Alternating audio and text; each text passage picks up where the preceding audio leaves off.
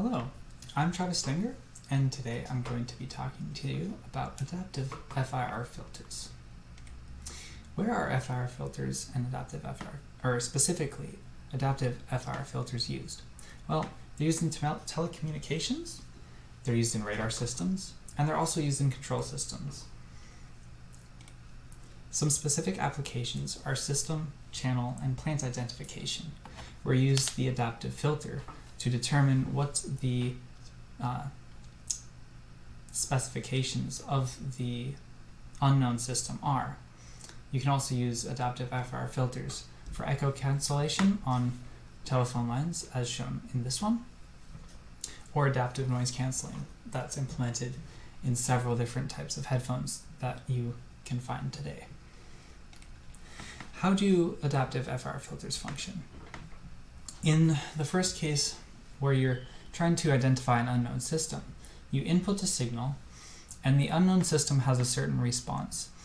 The FIR filter model passes that signal through, and it's compared, and the error is sent back through an adaptive algorithm, which then adjusts the parameters of the adaptive filter model to match that of the unknown system.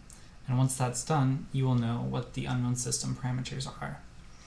In the case of echo cancellation, you have a signal sent in on the far end, which is then echoed through a microphone, and the adaptive filter takes the original signal and the echoed signal and uses that as the error to cancel out the echo and suppress it, so that on the far end out, which is on the same side where the original source was, you don't have that same echoing. You get basically nothing but the other person's voice, and you don't hear your own voice echoed back through their microphone.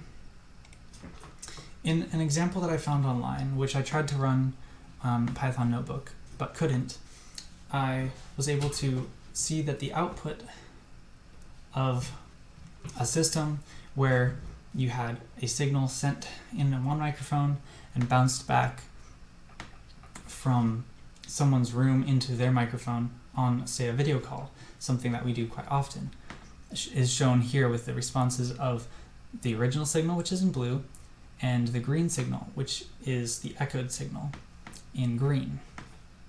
The second graph shows the error signal, which is then fed into the adaptive filter, and that signal plays into this, which is the mean squared weight error, and that error is passed in to the adaptive filter. The adaptive filter then determines these coefficients and the parameters, and you can see that after a certain number of steps, you get basically the same exact coefficients with the estimated ones from the adaptive filter as the original system, and you cancel out the echo. With least mean squared, which is the one that I'm mainly focusing on, you can see that with a higher step size or a larger step size, you get quicker response and better cancellation of the signal. So the more and more you go, the steeper that's going to get, and the better it'll function. Here's another example.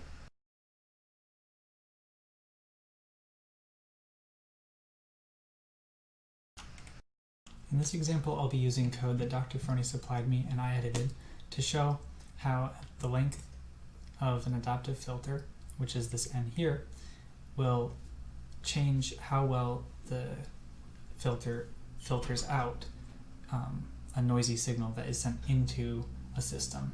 This is similar to how noise cancelling headphones work.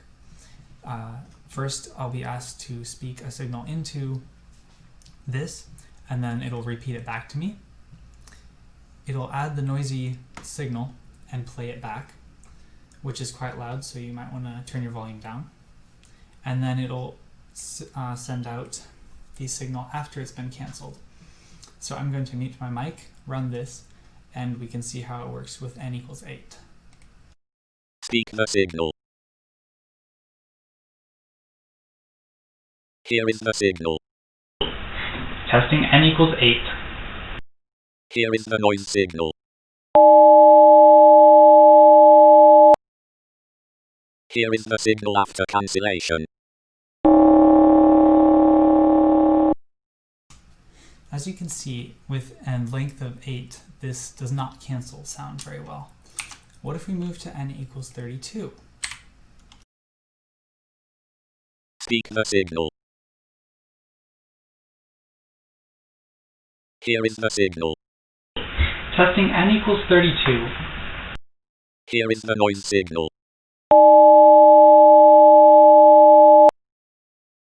Here is the signal after cancellation. Testing n equals 32. And now if we test n equals 128, it should be even better. Speak the signal. Here is the signal. Testing n equals 128. Here is the noise signal. Here is the signal after cancellation. Testing n equals 128. As you can see, the better or longer the adaptive filter length is, the better it cancels the signal. It does attenuate a little bit, but it makes it a lot clearer in the end. Here are my sources. I hope you enjoyed this video.